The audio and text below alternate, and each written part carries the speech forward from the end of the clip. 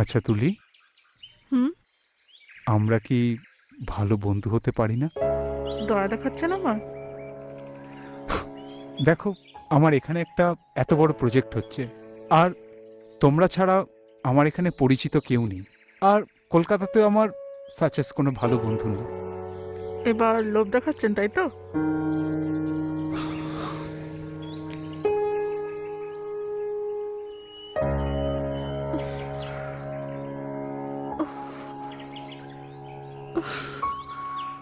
না আমি কোনো তোমায় দয়া দেখাচ্ছি, না কোনো লোভ দেখাচ্ছি। শুধু তোমাকে একটাই কথা বোঝানোর চেষ্টা করছি যে একটা খারাপ স্মৃতির ভার সারা জীবন একা বই নিয়ে যাওয়া যায় না তুলি। সেই ভার কিছুটা আমাকেও নিতে দাও। আপনি আমার গায়ে হাত দিলেন?